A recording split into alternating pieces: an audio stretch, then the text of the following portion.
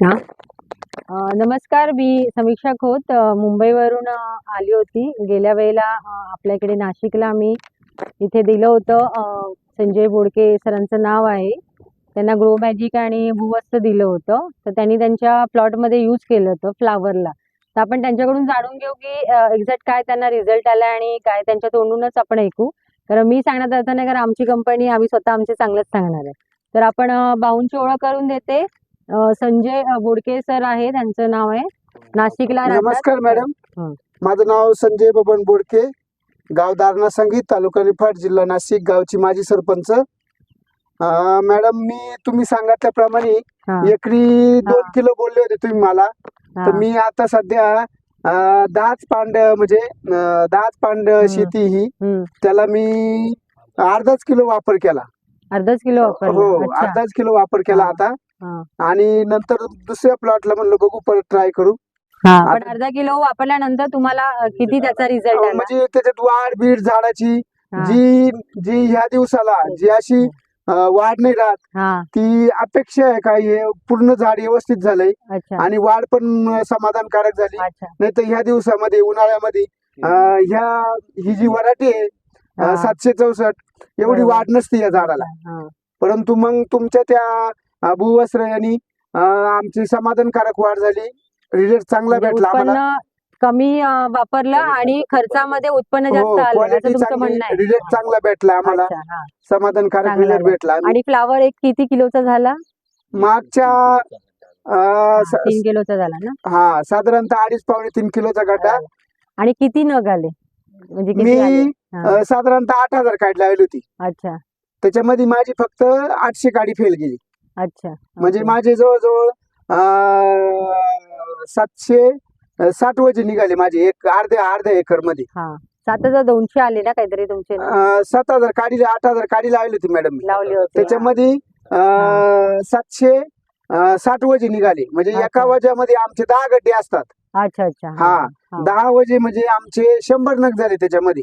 म्हणजे तुम्हाला आता 700 वजे म्हणजे 7,000 नग झाले ते मॅडम. 7,000 जवळजवळ 600 नग निघाले माझे 8,000तून. अच्छा. तर तुम्ही खुश आहात की या प्रोडक्टने जास्त नग आले? आम्हाला समाधान नेहमी वापरता त्याच्यापेक्षा नाही, आम्ही आता म्हणजे कंटिन्यू वापर करणार याच्यावाला. कंटिन्यू वापर करणार? हो, कंटिन्यू वापर तुम्हाला करणार. खुश आहात की याच्यामुळे? नाही, आम्हाला म्हणजे रिझल्ट चांगला आहे. आणि त्यांनी तुम्ही बघू शकता की त्यांनी अर्धा एकरलाच पावशेरच वापरले, म्हणजे हे पूर्ण वापरलं पण नाहीये, तरी त्यांना एवढे नग आले आणि अजिबात कीटक वगैरे काही नाही. खूप सुंदर असं फुगवून समाधानकारक फक्त थोडंसं आम्हाला लेट झाला इथे यायला, मग आम्हाला फ्लावर ते दाखवू शकले नाहीये. आता त्यांनी परत लावलंय. आज सेकंड टाइम आहे, दुसरा प्लॉट आहे. आता ह्याचं एक येण्यानंतर ते आम्हाला त्याचा एक फोटो नंतर तुम्हाला एक व्हॉट्सअप फोटो करून दिले आहे नगाचा. देणार? चालेल, द्या तुम्ही. तर असे आपल्या संजय सरांनी इथे वापरले आणि आता पूर्ण गावामध्ये ते सगळ्यांना यूज करणार आहेत. तसेच सोमनाथ मुळूक सर पण आहेत, ते पण आता यूज करणार आहेत कोबीसाठी. तर नेक्स्ट टाइम आपण ह्यांचा रिझल्ट घेऊ. ठीक आहे.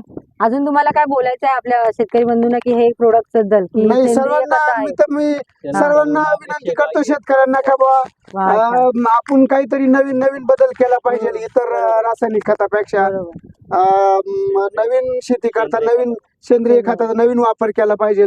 ही सर्व शेतकऱ्यांना मी विनंती करतो की आपण सेंद्रिय खत वापरलं पाहिजेलच, बदल केलाच पाहिजे. काहीतरी वेळोवेळी प्रत्येक गोष्टीत सेंद्रिय खत वापरून जमिनीचा बी चांगला होतो. आणि खरोखर त्यांना पण आपण किती केमिकल देऊन खराब करतोय. बरोबर. आणि मार्केटला पण जो इतर रासायनिक खत वापरल्यापेक्षा आपण सेंद्रिय खत वापरले तर माल बी क्वालिटीला, चवीला पण व्यवस्थित लागतो. सगळ्या गोष्टी व्यवस्थित राहत्या आणि मागणी पण ट्राय करायला काय हरकत नाही आपल्याला. कारण आपण खूप महागाची याच्यावर क्लॉसी औषधं वगैरे फवारणी करतो.